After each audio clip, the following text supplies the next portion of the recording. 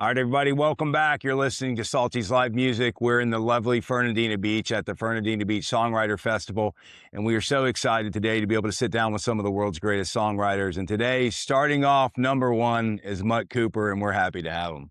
How are you doing? It's good to be here. Yeah, man. I was really excited when I was reading about, what you were doing and your accomplishments. I mean, you've done so much as a veteran. Thank you for that, for your service. Just your Southern storytelling style is kind of just right in my, right in our wheelhouse, right? Yeah, that's what we're here for. So just for the audience that doesn't know, we just want to learn about you. Like, we want to understand, like, how you got started, what kind of music you love, who you're writing for, and some of your favorite songs you've written. I grew up in Alabama. In case you missed the accent, I probably need subtitles with this.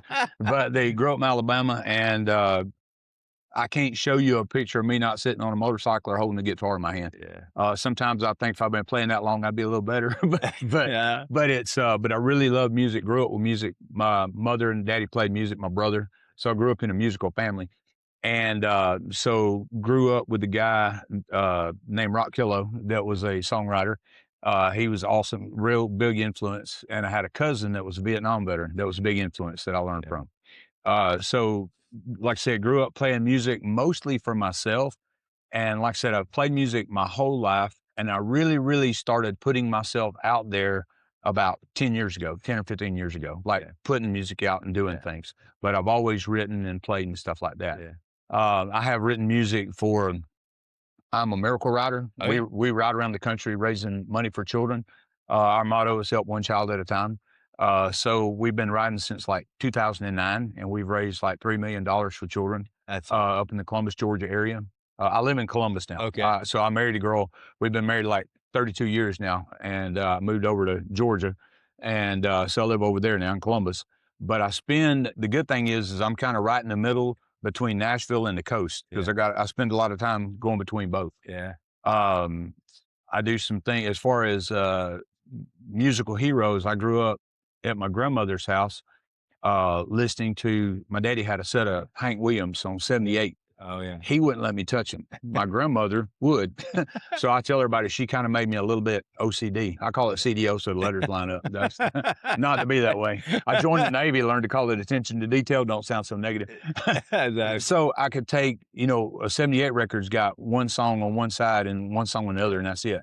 So I could pull one out, put it on the player, play it, flip it, play it, put it back in, and I have to do that so he wouldn't knew, that I was touching him. He wouldn't know. He just didn't understand if we were driving down the road and the Hank song came on, how did I know the words? At my age. That's awesome. So grew up with that.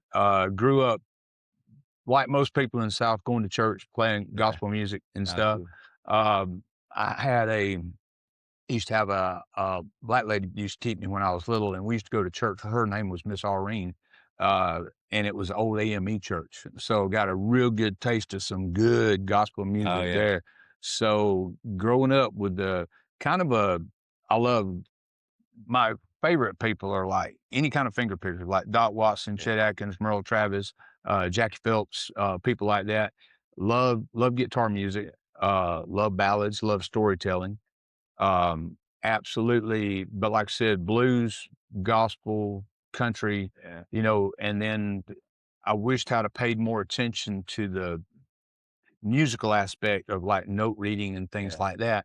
But, once I got to be a teenager and found out girls like guys with guitars, I wanted to be the guy up front, And motorcycles. Yes, and motorcycles. I had a guy one time tell me that, so I've done martial arts my whole life, music, motorcycles, and a guy told me one time, he said, you're kind of a Renaissance man. And I said, what do you mean, sir? He said, well, you like music, motorcycles, and martial arts. I said, sir, you about waist deep, ankle deep pool of water. Girls like Harleys, girls like music, girls like martial arts. Absolutely. Hey, dude, this ain't rocket science. No, it's all about the girls. And it worked because I got one that likes all that. So I did. And she's from Georgia. So your Alabama family still let you over there or what? Well, I had to get a green card to go back over to visit. But I get to go back and hang out. So I'm still an Auburn fan. Okay. Sorry for anybody that don't like that. That's okay. Yeah. But but like I said, we grew up, most of my family, are from in that central Yeah. location, East Yeah. Alabama, right across the river and all. Yeah, East, absolutely. so I tell everybody I'm from East LA, East Yeah, Lower Alabama. East LA, right? Yeah. Lower Alabama, that's amazing. Well, I was, it's such a treat to do what we do because we are like discovering music, Yeah. and I was listening to your songs before on Spotify, Okay. some of the things you did, and it's just such a cool thing to be able to sit down, with the artist who created that and wrote that, and, like, what advice would you give, for young songwriters, young musicians growing up? Like, because sometimes fame doesn't get there, sometimes you have good hits, sometimes Yes. like, what advice would you give them? I would say, first of all, be realistic. Uh, when you go to Nashville, don't think you're the latest, greatest thing, and they have never seen anything like you because they have. Yeah. They've seen a million. I would say keep an open mind, be humble, write from the heart. If you want to write from songwriters are storytellers. Yeah. And it's real easy. One of the big quotes from Nashville is write what you know. Yeah. And so one of the big things is that people say, well, if I don't know about it, how can I write about it? Well, you have an imagination. You know, was Shakespeare Romeo to Juliet? He Yeah. wasn't. He wrote it. So it's that kind of thing. So if you have a story that you want to tell, I don't care what age you are, whatever. If you have a story that you want to tell and you think you tell it well, then and you can put it in meter and rhyme and put music to it, then by all means do that. That's what makes you happy. And I also would say play what you enjoy what you play. Yeah. I think practicing writing helps. I think being well read helps. A lot of times, some of your older songwriters read classics, so they have Yeah. a different way of speaking than they do now because a lot of the younger kids haven't read the classic writings. And I think learning that writing style sometimes has a big influence on your writing as a songwriter. The words, like sometimes it might take you 3 or 4 words to say what a literary person could say in 1 word. Yeah. So you want to keep it simple and concise. Yeah. And, the biggest thing is be able to take rejection. It's kind of like going to a dance when you're in the 9th grade and asking some girl, hey, would you like to dance? No. And you get, oh God, I'm devastated. What I'm going to do now. You're going to be told no a lot, a lot more than you're told yes. So be able to take that or be able to take constructive criticism. Yeah. Just because one person don't like what you do, it doesn't mean another person won't like it. Absolutely. It's very subjective, to the person's taste. Absolutely. Yeah. Because you won't hear my music on a rap channel, Yeah. and that's just, I'm not being what I like some of that. Different genres. It's just right? different. Yeah. Different styles. Yeah. Well, one of the things we were talking before, I know that you, obviously being a veteran, you've done a lot of songwriting to help veterans get their story out. You want to share a little bit about what you're doing there and how, Yes. Because you were telling me the process before, like you sit down, you go through it, and at the end of the day, you're right. It's one of the hardest things I've ever done. I will tell you this real quick. So I went to A school for the Navy. I was a door gunner and avionics technician on helicopters for the Navy. So I went to school in Millington, Tennessee, which is right there by Memphis. So every weekend I was on Bill Street. And I used to love all those guys to be like, my name is Too Slim and I'm down from Chicago. It'd be on the chalkboard out front, down from Chicago. Or it'd be, Jelly Biscuit, fresh off his European tour, all that stuff. So when we got deployed for Desert Storm and I went all over from Jacksonville, Florida, or Mayport, Florida, all the way to the Persian Gulf, Red Sea, and all that, had my guitar with me. So I played my guitar all over the world. Yeah. And I've got pictures of me playing in Djibouti, Africa, of all places, at this little place. And so I told people when I got back, is Mutt Cooper fresh off his world tour, So that was kind of it was legit. Yes, it was legit. No lie. That was not good marketing. Yes. And so with the veterans, I work with a group called Freedom Sings, and the founders are Don Goodman and Steve Dean. Don Goodman was co-writer for Old Red. Steve Dean wrote I've Been Watching You, and stuff. So there's Bill White, Bobby Tumlin, Bill DeLuigi, Will Nance. Those guys are some of the main ones that I've been around to write with. And what we do is we basically get with the veteran to help tell their story. You get paired off with a veteran. A lot of times, and like I said, writing that way, sometimes when I write songs, I've only had 1 or 2 songs that came down that just went out on the paper. A lot of times it's a process, trying to work it out, trying to get it done. But a lot of times with this, you meet with the veteran like at 8:30 in the morning, you have breakfast, you meet them the night before to say, okay, I'm gonna write with this guy. The next morning, you meet the person about 8:30. you start talking. You separate off, get in a room somewhere privately, start talking with them, start writing down notes. What do you want to talk about? It's their story. So it's all Yeah. about them. And so what you do is you get their story, you start writing it down. As you're writing it down, what I try to do personally is I try to go ahead and start putting it in a little bit of a melody type thing, Yeah. because I normally do lyrics first and get the melody second, and then adjust it as I need to as I start with the melody. Yeah. But so you start doing this probably by 1 o'clock, you've got a song. Yeah. And then by 4 o'clock in the afternoon, you go eat, come back, go over it a little bit, and you play the song for people. Yeah. And so the songs wasn't there Saturday morning and Saturday afternoon. There it is. It's like drinking water out of a fire hose. And I won't say it's not easy as possible to do, but you have to listen. You have to pay attention. The one thing helps me, I'm an occupational therapist by trade. So I work at Martin Army Hospital at Fort Benning, Georgia. And my main job is TBI, or work with traumatic brain injury guys. I do TBI, orthopedics and stuff. TBI came from a behavioral health background. So most of my guys that I work with been blown up, shot, dropped out of aircraft on their head. They're not wrapped too tight, neither am I, so we get along great. But it also, OT came from a behavioral health background. So having that background allows that songwriting session to be more than just me writing a song. Because sometimes in the middle of the song, I'll take my songwriter hat off, put my OT hat on, and listen and go through some stuff. That's amazing. But I told people sometimes I probably should have been a preacher or bartender, because people would tell me everything, which is nice, especially in that case, because they're getting that stuff out and getting it on paper.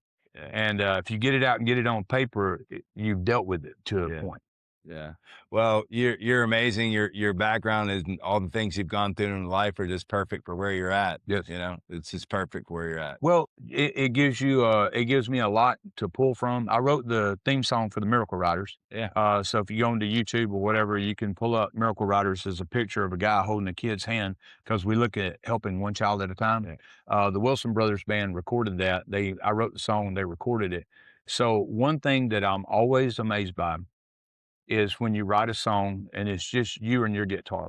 I grew up with the guy that I thought you had to be able to sing, write, and play. I thought you had to be able to do all three. I know some songwriters that don't play as well. I know some songwriters that might not sing as well, but man, they can write a song. They can put some words down. Yeah. So going back to earlier what you said, I would say if you're a songwriter and if you feel like you don't sing as well, have somebody sing it for you. Yeah. Or if you don't play as well, have somebody play with you. But a lot of times what I have learned, for a long time, I thought I had to have a big produced piece to present it to somebody. And what I have found out is most people prefer, they want just you and your guitar. Yeah. Because they want to be the creative force behind, what do we add to this? You know, what icing do we put on this cake? What decorations do we do? And where do we want to put that cherry on top? Yeah. You know, that kind of thing. So don't be shy about just you and your guitar, stripped down like that. Because sometimes people prefer that when they're trying to hear what they want to come up with. Absolutely. They're looking at the content of the story. Absolutely. So absolutely. And that kind of stuff is just, you know, I can't express that enough. Yeah. You know? Well, it's great. It's great advice. You know, we're not songwriters, or really kind of just got into the business of kind of learning the whole process, but it's amazing how everyone comes together, from the vocal talents, you know, to the musician talents, as far as the instruments, to the songwriters. It really is a team effort for people to come and produce something amazing. Right. So I will say too, one thing, if you're a songwriter or if you're a guitar player, I carry two guitars. I always carry two knives, two guns, and two guitars, just in case. But I carry two guitars because I keep one in an open G tuning and I keep one in standard tuning. So my open G guitar knows some songs that my standard tuning one don't, and vice versa, you know. And I tell people that because sometimes just by doing a drop D tuning or a alternate tuning or DADGAD or something, or open G, it changes the feel or the vibe, and it might make you write something different than what you normally would. Absolutely. Or even if you write on a mandolin, I play some mandolin music, you know, so if you do something like that, things sound a little different, you know, and you go, okay, this might sound better, you know. So if I'm playing a chrome and I have one, resonator mandolin, the first thing I want to play is Billy the Kid by Rock Killough, because that's what it sounds like, you know. And then plus too, if you have a big musical background, you can pull what you want. Absolutely. You know, I don't feel like I'm in a, like, I don't think you can put me in a box, and that's okay with me, because I don't know. Somebody says, "Are you folk, country, Americana? What are you?" I said, "Bluegrass." I'm just Mutt. You know. But you can hear, you can hear all that music influence in my music, and that's great. And ideas. I will tell you, young writers, just popped in my head. If you're looking for ideas and stuff, pay attention and listen to people. Listen to stuff. I wrote a song. I wrote a song called Tom that got national attention. It's a Vietnam veteran song. It's about my cousin Tom. I wrote it about him. I had no idea that it would apply to, you could peel it and stick it to about 75% of your Vietnam veterans. That thing got 600,000 views on Facebook. And if you didn't know, that and 55 cents will get you a cup of coffee at the Waffle House if you got 55 cents. Absolutely. But on Facebook, it wasn't monetized, and I didn't know. But a guy called me one night from California on Facebook Messenger and said, "Hey, Mutt, this is so-and-so. I love your Tom song." And I'm like, I had no idea who the guy was. Didn't know you could call people on Facebook Messenger. But it was 2 a.m. I was up in the music room working on stuff because I don't sleep very much. And he said, "I just want to let you know, I was out there in the garage cleaning out some stuff. My wife passed away, and I fell down on my knees, and I found Jesus." And I sat there for a second. I said, "That's real nice, sir, but I hate to be mean, but he wasn't lost." And so, and when I said that, I thought, and I wrote that down. And a friend of mine, Bill White, and I wrote a bluegrass gospel song called "I Found Jesus." And, you know, so you never know where those ideas are going to come from. You know, so you have to pay attention and listen. Well, I think you're amazing, and I've only known you now for 20 minutes. So well, I appreciate it. In closing, everyone, the amazing Mutt Cooper, what would you, for people to kind of find or keep up with you, if you care about that, like where should they find you at? Like, where's the best place? Well, there's some pictures. There's some pictures on the post office wall. I was on a milk carton, but they brought me back. No, but if you go, I have music on Spotify and things. If you look up Mutt Cooper, I have a lot of stuff. Most of my stuff I have Mutt Cooper's decked out on Facebook. I have 2 Facebook pages, but both of them are kind of music pages, and I use those basically to advertise where I'm going to be and, you know, who I'm going to be with and stuff. And I try to like take pictures and say, here's what we did here and stuff. I just also wanted to say, but look on Facebook. Like I said, look at Mutt Cooper music on any digital download platform. That's awesome. And I've got an album in Admiral Bean Studios that I'm about to put out. Coming out real soon, some stuff. And I'm really excited. Thank y'all so much for having me here in Fernandina Beach. It's a beautiful. It's turned out really great. It's going to be awesome. It's very. I like it. It's very personable, very close. The staff here have so far been super friendly, super nice, and you guys here, thank y'all for what you're doing. No, well, we're going to continue to follow you and look forward for that new record. Mutt Cooper, folks. Thank y'all.